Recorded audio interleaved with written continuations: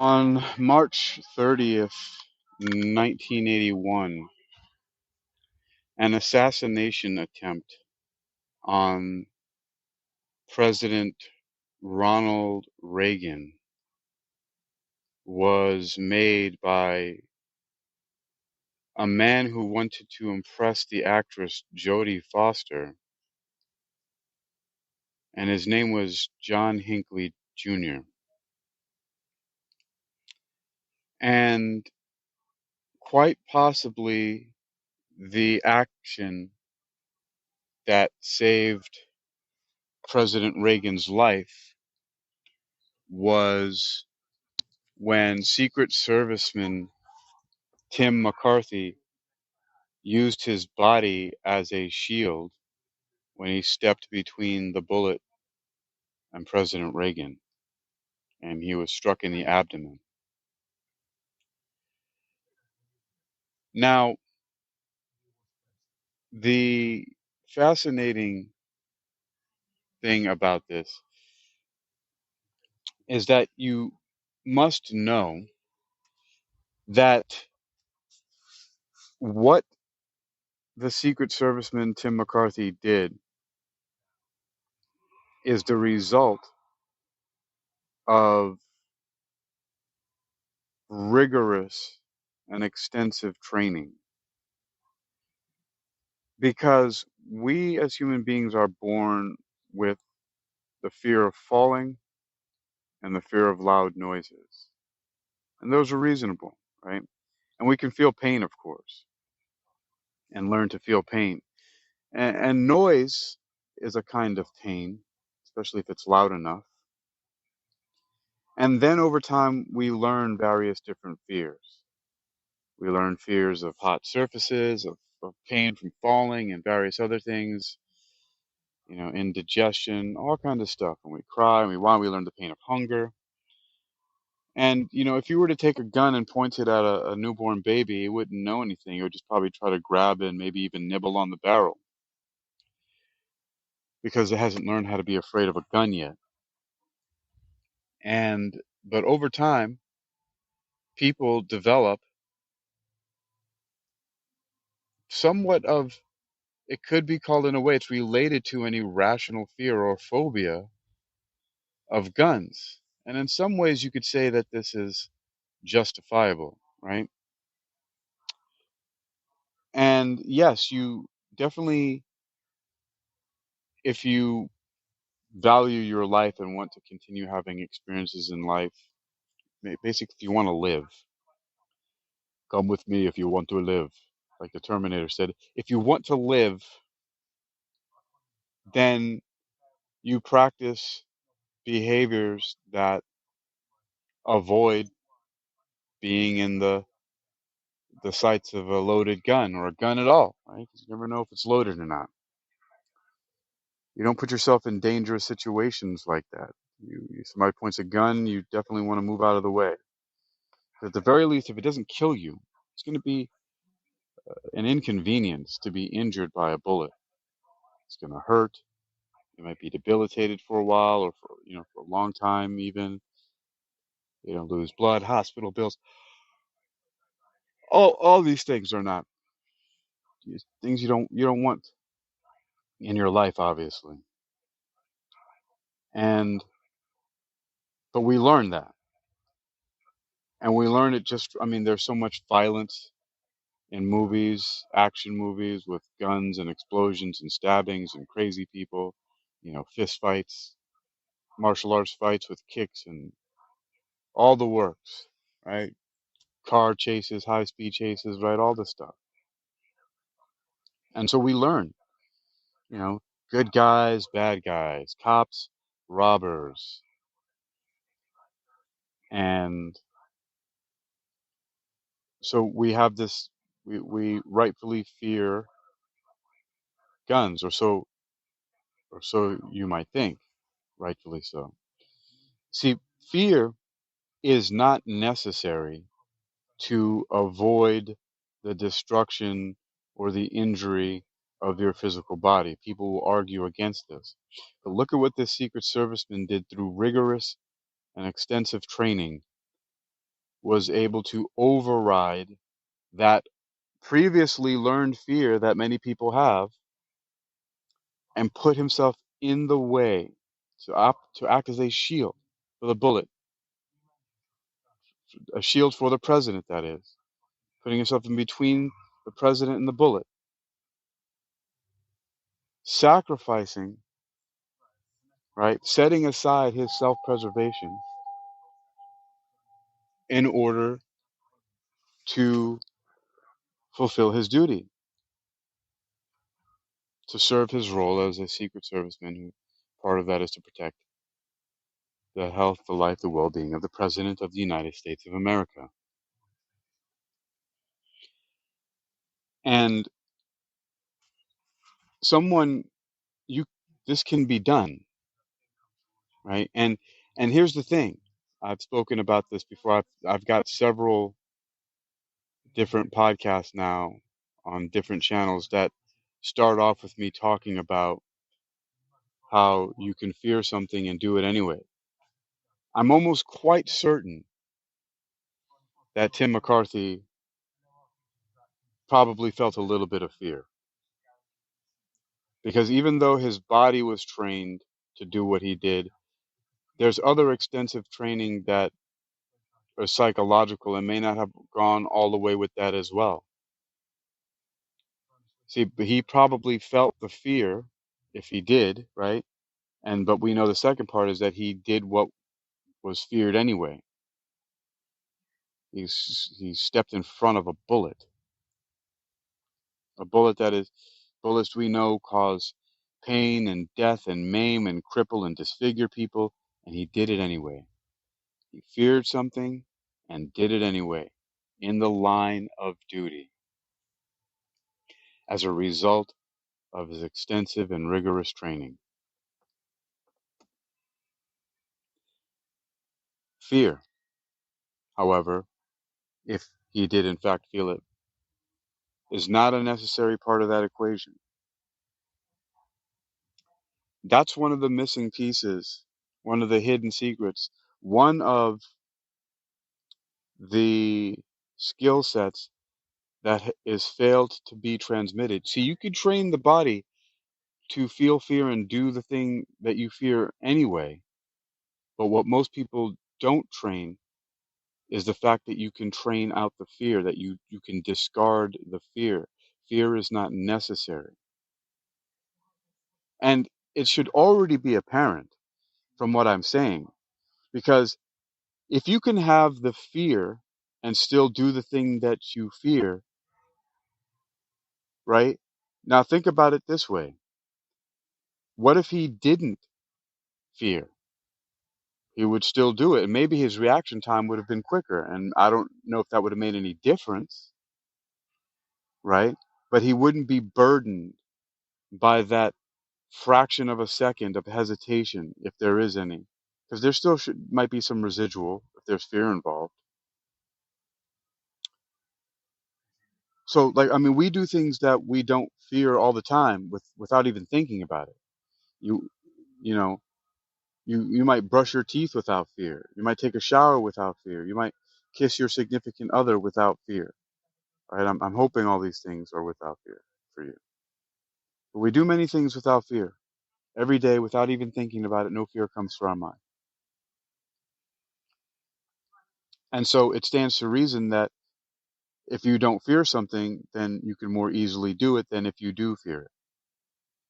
So as you can see, even in that situation where there was actually something that could hurt Mr. Tim McCarthy, he did it anyway. It could have killed him.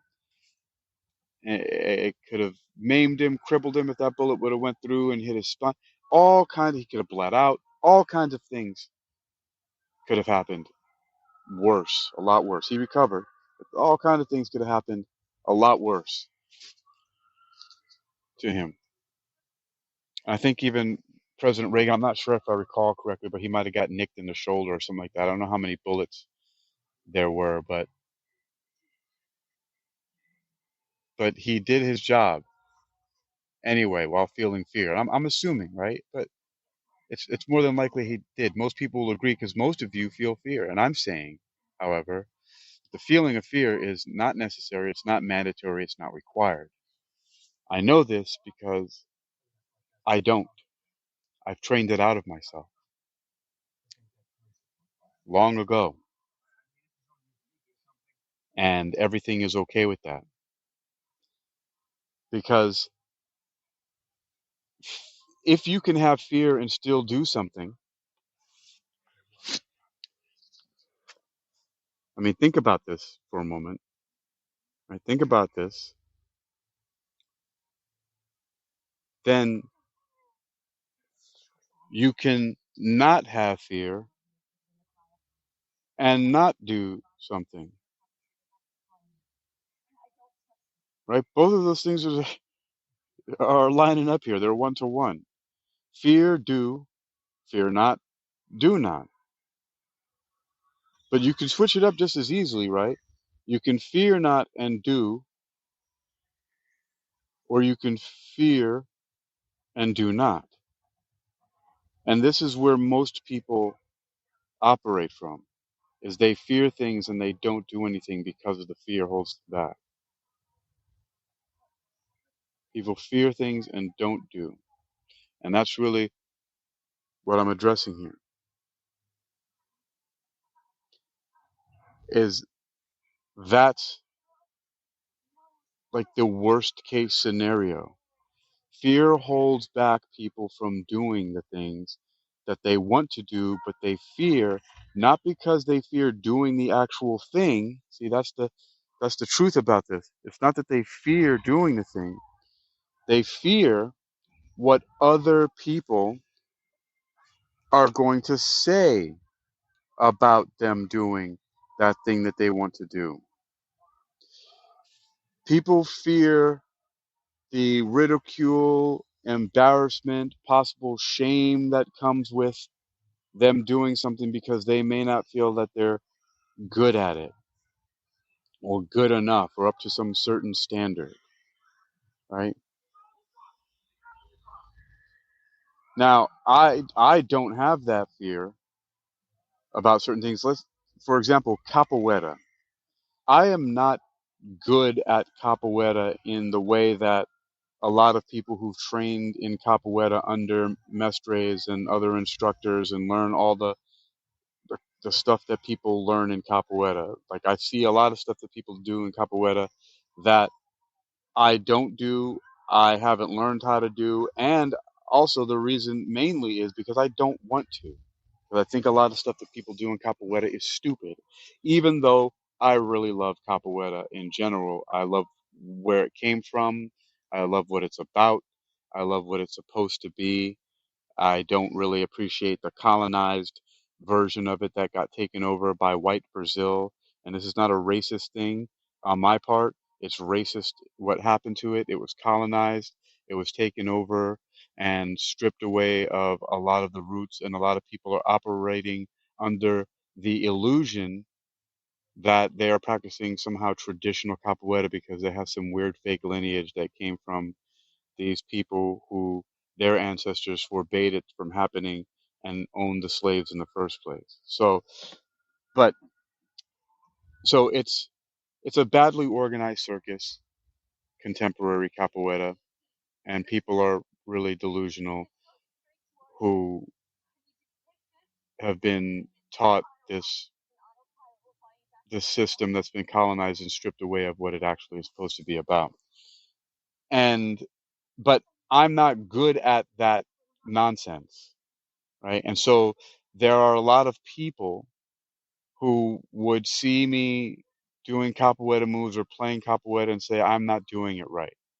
And there have been people who've tried to ridicule me about it and tried to shame me about it and say that I'm teaching some kind of bastardization or perversion of capoeira. It's one of the specific words that were used.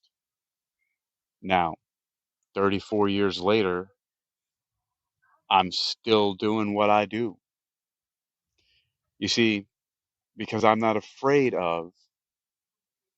concerned about being ostracized, excommunicated, not being rejected from, not being accepted by most of the capoeira organizations that I've had to deal with that stuff doesn't bother me. And what's interesting about that is that there are other people like Shira Winitsky um, from Capoeira Los Angeles and the mestre that we both trained under, Mestre Amir Solsky, also known as Mestre Parafina, who welcomed me with arms wide open and saw that I was not really like the others and that I was, I stuck out and I did what I did. And even though I wasn't under any school, and I did tell him a lot of the stories and the things that where I came from and who I knew and certain things that happened. And Mestre Parafina was like, cool, this is, you're cool with me. You train with me. You don't give me any problems. We're good. And even called me Instructor Hakim when when I had students and I was teaching them. Didn't bother me about it. It's like, hey, you do you, man. You're not calling yourself a mestre or a master. You're not calling yourself a professor. You're just teaching people. You're sharing what you know, right? So my point is that I'm not scared of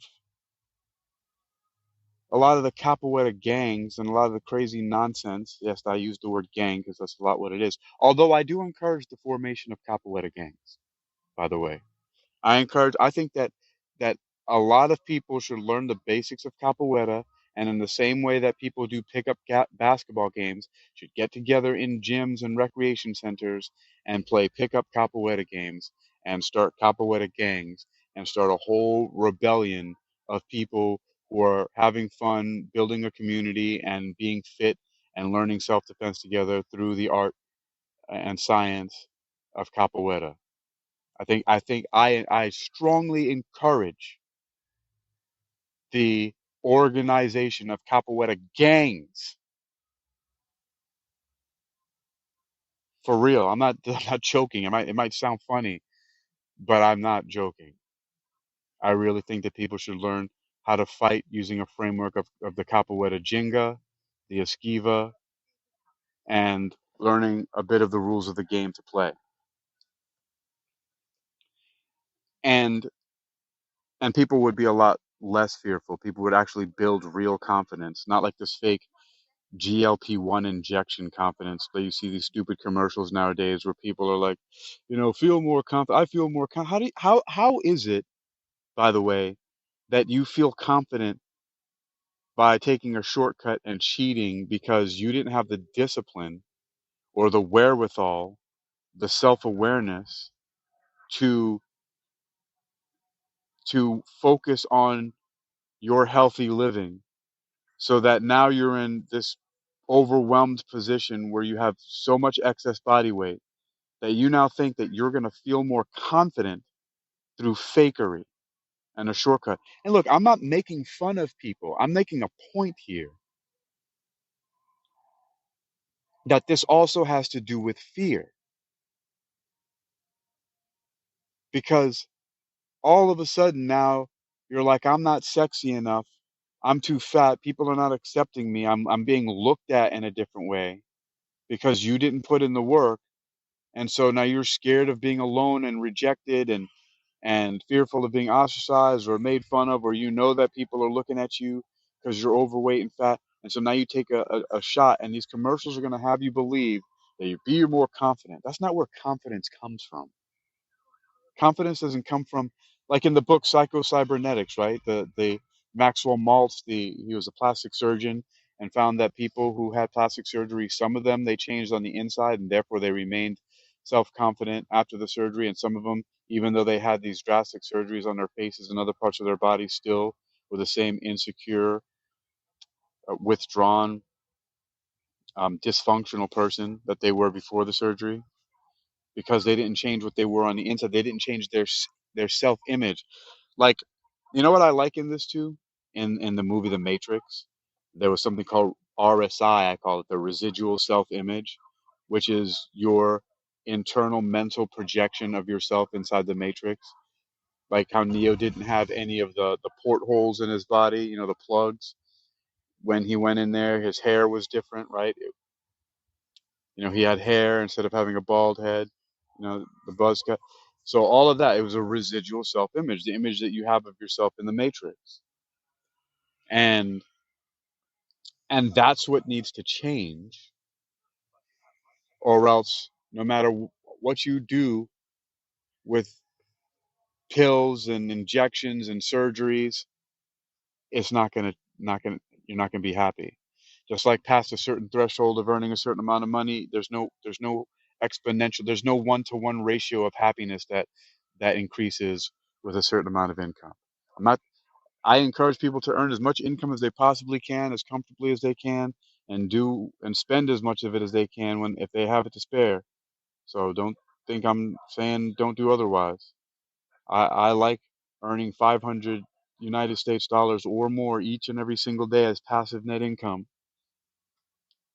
That's a winning situation to be able to do that.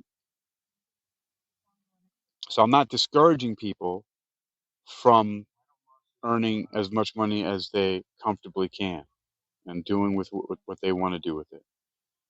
But I'm making this point that fear, let's go back to the fear, is causing people to do all of these things.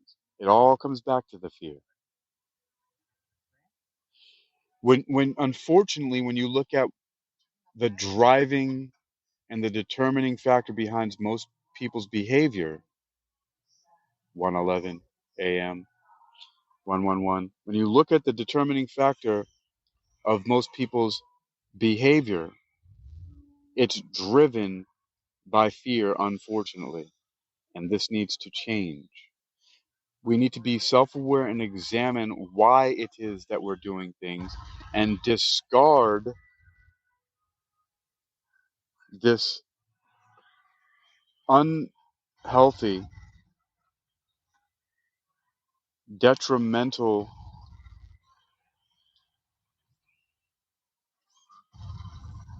almost insane and ridiculous perpetuation of living our lives out of fear. Ultimately, it's the fear of death. The fear of death is behind almost all of what people are doing. And it has ancient roots in the fear of eternal suffering and punishment as retribution for, uh, living a disagreeable life while your physical body is alive on the earth, right? So then when you die, all of a sudden you're being punished for all these things. And a lot of it comes from that.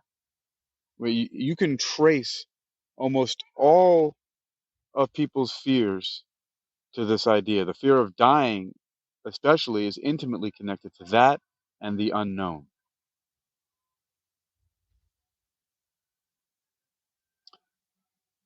And this is why people freeze, right?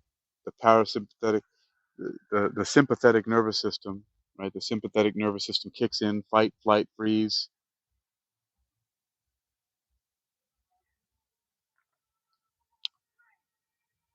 And so there's usually a lot of doing nothing because people are scared. And scared, the fear is quite a useless thing after a certain period of our lives. It's like the booster rockets on a rocket ship. Once it gets past the atmosphere and doesn't need that excess weight anymore, and the fuel's spent out anyway, it jettisons or releases those booster rockets, so it's not flying around the shuttle with this extra weight on it because it's unnecessary.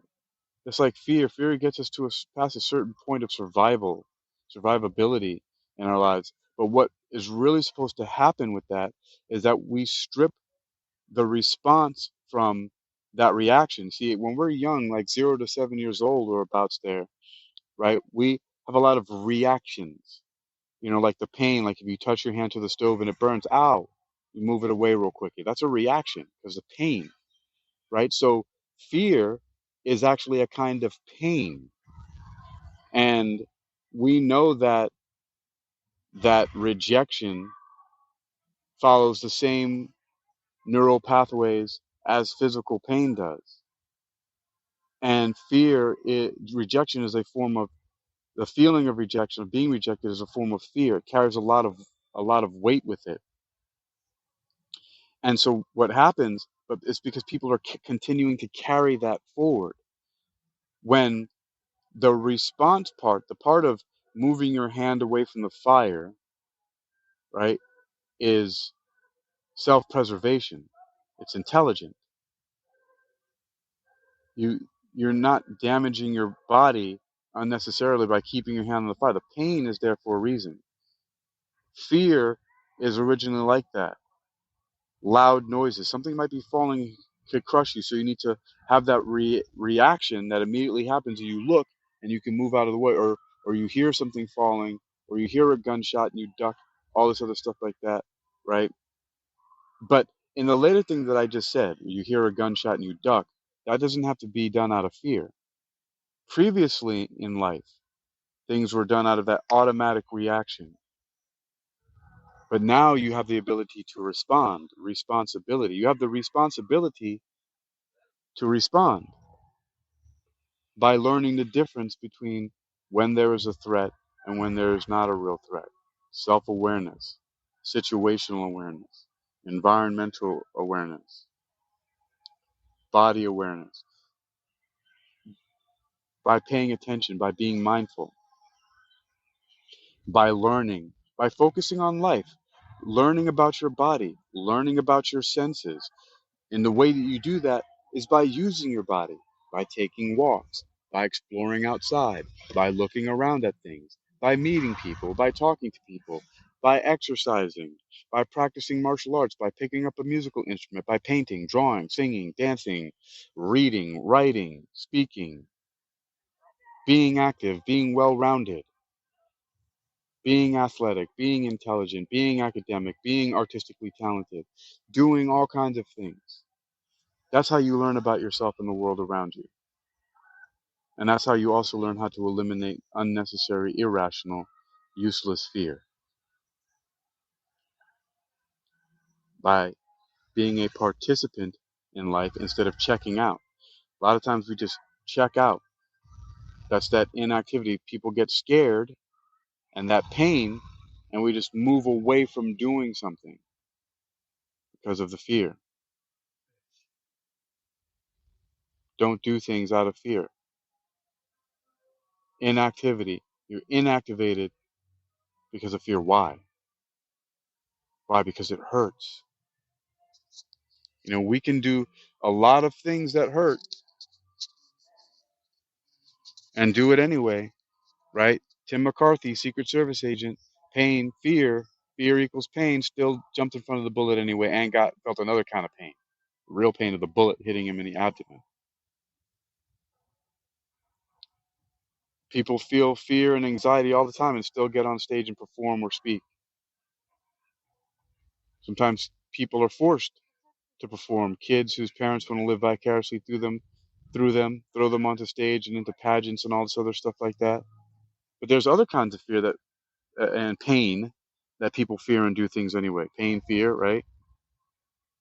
Fear is a type of pain. And we work through pain all the time. People who go to the gym, people like me who do 5 minute rounds, so 5 rounds that are 5 minutes long each on a heavy bag, pushing myself, or doing 5 rounds, 5 minutes long each of capoeira out in the field in the hot sun, kind of hurts a little bit. And when I think about it sometimes, I think about how it's going to hurt. I anticipate the hurt. But I've gotten so accustomed to it for so long that I don't hesitate. There are rewards that outweigh that. And that's a whole different part of it. But people do it in all different kinds of levels. People go to school all the time and they don't want to because they feel dumb, or they can't remember things, or they have social anxiety, or for whatever reasons, and we do it all the time anyway. But for a lot of important things. People don't. But you see, even those things that people do, like going to school, going to work, going to the gym, these are all socially acceptable things. So they're not really, can't really properly be classified as pain because they're all socially acceptable. That's the thing. In order for something to really actually be pain, it can't be socially acceptable.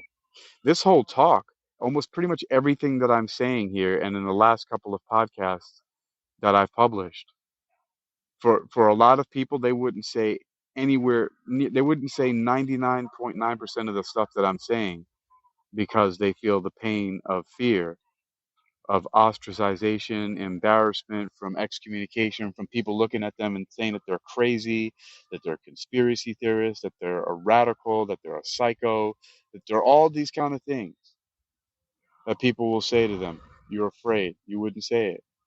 You'll listen to it, and maybe because now that I'm inspired, you might repeat it and embody it and realize that what I'm saying is true and apply it to your life and understand that one of the ways to be free is first by feeling the fear and doing the thing anyway and doing it until the fear goes away, till there's no more pain from fear,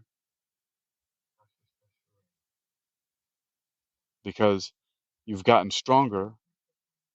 Don't wish for things to get easier. Wish for you to get better. I heard a recording of Jim Rohn once say, do that thing anyway. Get stronger. Fear is useless. It's a burden. Fear is a huge burden on humanity. It causes people to do all kinds of insane things. The all kinds of insane things.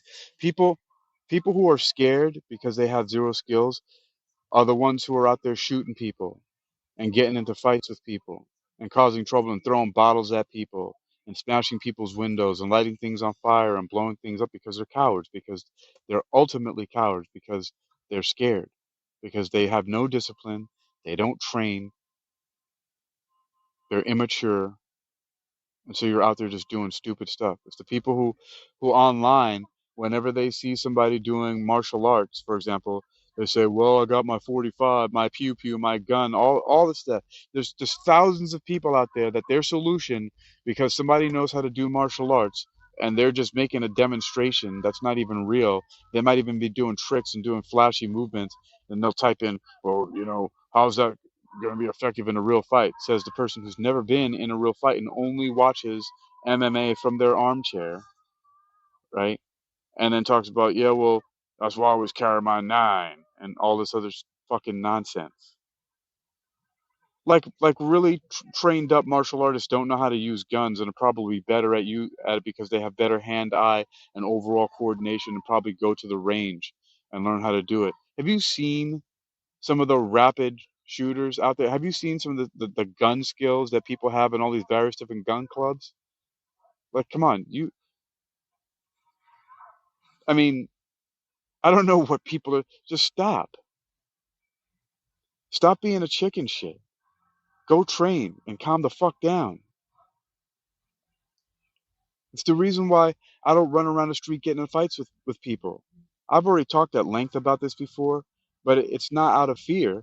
It's because I just know the absolute, at the very least, inconvenience of what it's like to get into a fight.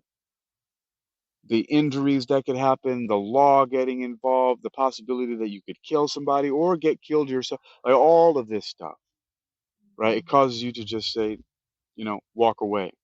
Or do other things like stand there and look at somebody while being completely still with a black hoodie on and breathing deeply and slowly while contemplating all of the sacrifices that you might have to make in life and watching them run away. Or busting out a few flashy movements and they see that and say, okay, I'm not messing with a professional fighter, and it dismantles the situation. But then you always have those really scary ass mofos out there that that they'll get all scared and then they'll run home and go get a gun and then really want to shoot you because they are so scared. that they can't even tolerate the fact of you being alive anymore, that they want to eliminate you because they're fucking chicken shit. They're scared. That's the problem with fear, is that it turns people into assholes because you're just doing stupid things out of reactionism rather than logic and reason, which helps you to respond. It gives you the ability to respond. We would have a much saner, safer, peaceful world if people in general trained. But most people don't. Most of the people who are pushing buttons and dropping bombs and doing all this stuff, and the leaders of many nations around the world are out of shape, fat, fucking crazy, narcissistic, psychopathic, sociopathic, insane, frightened, immature people, which is why they're getting into all these situations anyway, because they're pathetic and inadequate and just basically just stupid. You've got to be stupid to be acting like this. Like it's the stupidest behavior, and the whole world suffers because of these mad men and women, right? Because we've allowed our world to be taken over by those who have hijacked fear and dopamine and addiction and have mastered the art of mass manipulation so that they can siphon away our life force to feed their mad, power hungry appetites that never get satisfied because they're not really happy. As I mentioned before, past a certain threshold of money and security and resources, there's no increase in happiness. Happiness comes from within, not from the stuff on the outside. If we were to really go back to homesteads in a certain way where we can use the technology to barter better and realize that wealth is the produce of the land and the labor of humankind, and we learned how to have real mutual exchange, and people were fit and healthy and exercised and practiced martial arts and knew how to use weapons for sport. Like if, you know, like football, if nations solved their issues with football or taekwondo tournaments, we'd be much better off. You know, like, it would be better at the worst case scenario if we were having like Mortal Kombat tournaments in Outer World or Outworld or whatever that place is called to solve the conflicts between nations than the nonsense that we're doing now. You believe it or not, that's how some ancient societies and nations operated. They they had these kind of like war games where these tournaments, King of the Iron Fist tournament, that's from Tekken, but look it up. Especially indigenous peoples would do things like this. Sometimes they can get bloody and brutal, but it's not blowing up entire cities and threatening the destruction of entire civilizations, like, talking about genocide and insanity. But this is the result of unbridled, misdirected, misguided fear that needs to be done away with. That has its roots in another form of ancient manipulation of under people living under the threat of eternal punishment. It's quite problematic.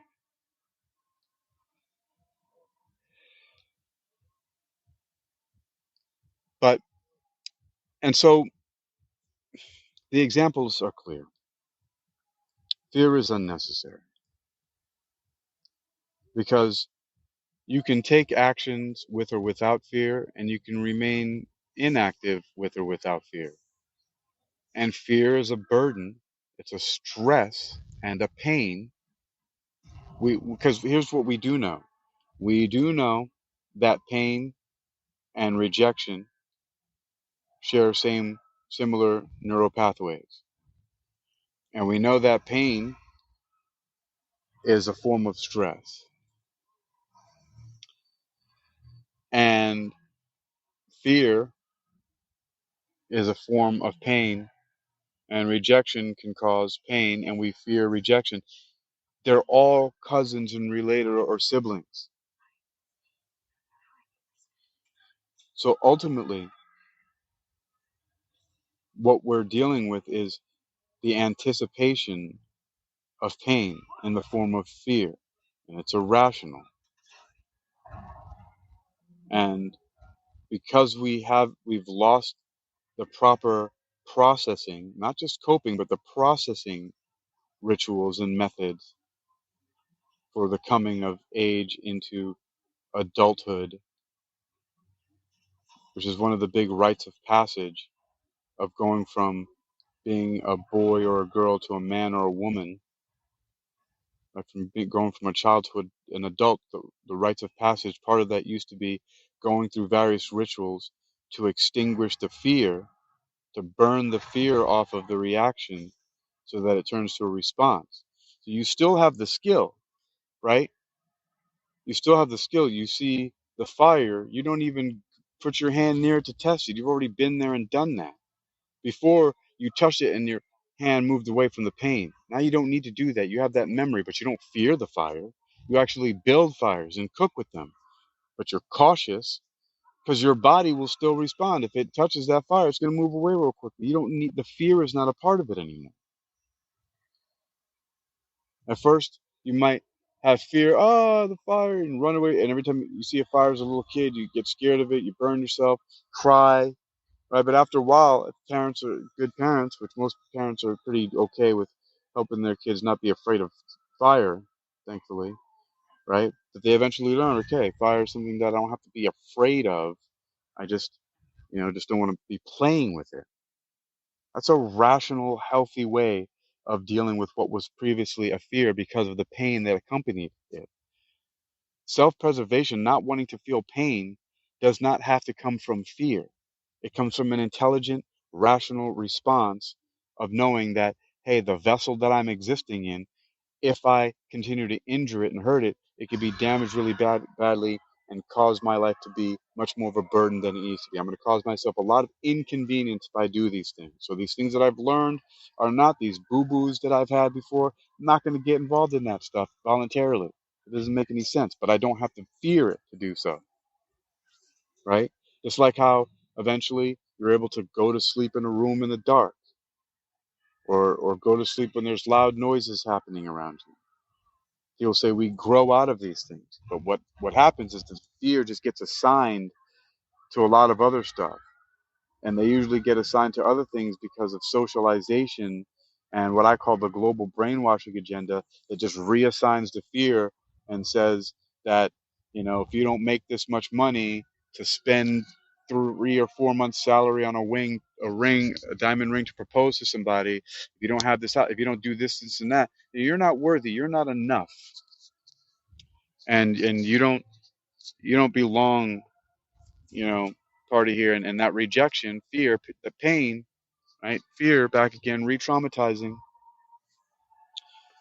And so, right, all that stuff is socialized and trained into people. Fear to control. Again, quite unnecessary. But how many of us actually look at it rationally?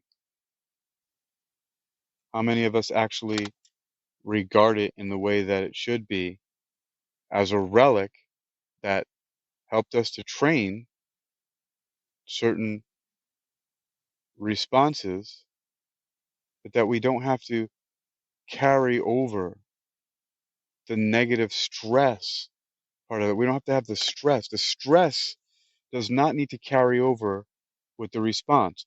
When the stress carries over with the response, that's the reaction, that's fear.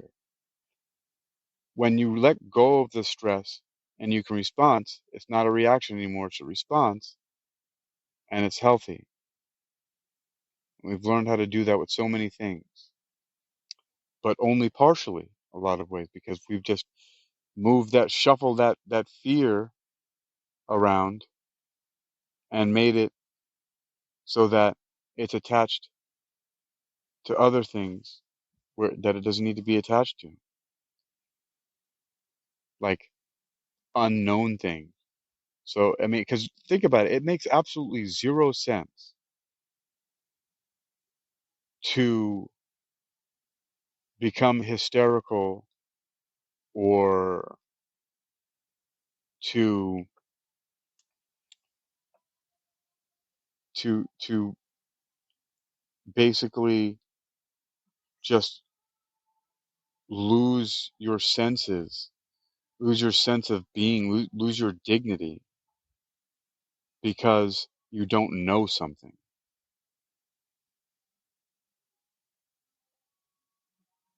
Think about that. Right? Really deeply think about that. You know, not being afraid to die is not about neglecting health. It's about maintaining dignity and sovereignty.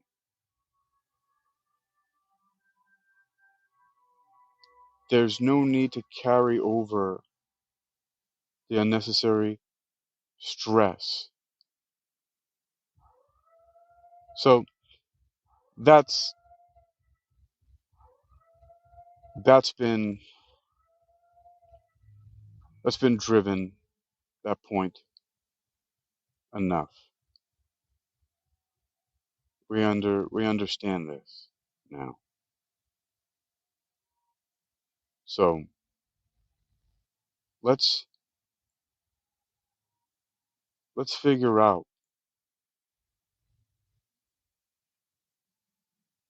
by careful self-analysis and ask ourselves a question about why we are responding and acting the way that we are, and that we need to address this evolutionary mismatch.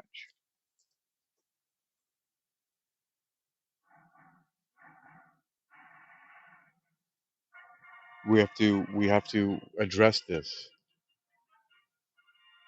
and it makes us all around much better in various different things that we do. So many things that human existence is largely hindered by fear, by us submitting to authorities, because we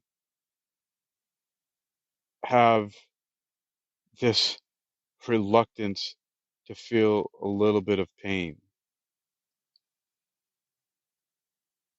even though pain is, in many ways, a lot of times, is how we get stronger. And I'm not talking about just like this idiotic saying that says no pain, no gain. That's really dumb in the gym setting. It's a dumb thing.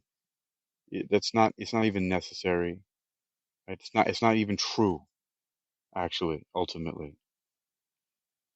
I know this. I could go into all these details about how there have been times in the past when I've gone to the gym every single day and done a full body workout, done the reps on each exercise one time, and gone every single day and never felt sore, but continually got bigger and stronger.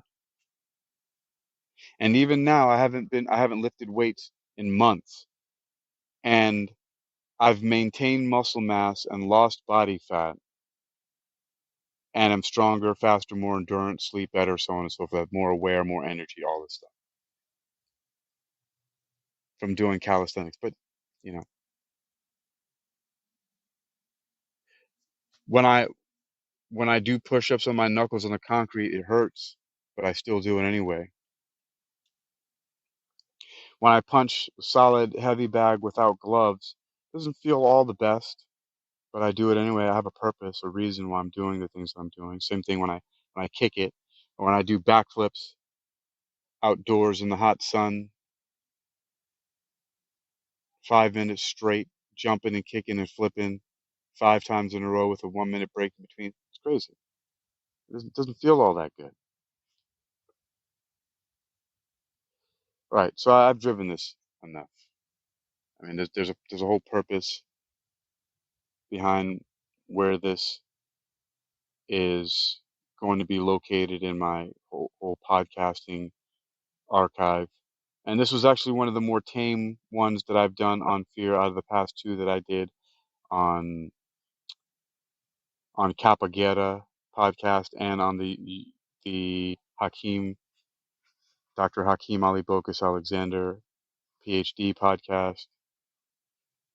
It's quite a bit more tame than those. But I run on themes, and this will be the third one that I'm doing today. This one I have the microphone in, and even this is a whole meta example of how I've long ago disregarded the option of being inactive because of what other people might say. I've been podcasting so long, people have ample opportunity to make fun of things that I say or ridicule or belittle me. And yet I got hundreds of thousands of downloads of my podcast. And they're just growing and growing and growing now that they're popping up on YouTube. If you look at them, because like I've released 3 today, right? And if you look at 3, and then you'll see there's just 2 listens here, 5 listens there, 12 listens there. But then you see how many are happening, and there's 500 of them. With 3, that's 1,500. Might not seem like a lot, but there's a cumulative effect. But if I felt the fear, then I wouldn't be doing it. But I don't feel the fear. I could feel the fear and do it anyway, because some people operate that way. But I've realized that fear is something that drains energy. It's like a short circuit. It's not necessary. So yes, you can feel fear and do things anyway. However, with that added stress of feeling fear and doing things anyway, you burn out faster. You have less energy. It literally sucks your energy, fear. So I've learned to disregard it. I'm like, oh, wait a minute. This is not doing me any good. Yeah, I can operate like this, and it's it triggers a primitive reaction that can actually be redirected to do the thing anyway, just like how Tim McCarthy jumped in front of a bullet. Part of that energy, probably of the fear, is what was redirected to doing that, because a lot of times that's actually what's happening. It's not even that the fear is being shut down or tamped off. It's just that you're being rewired of where the energy of the fear goes, but it's a stressful burden.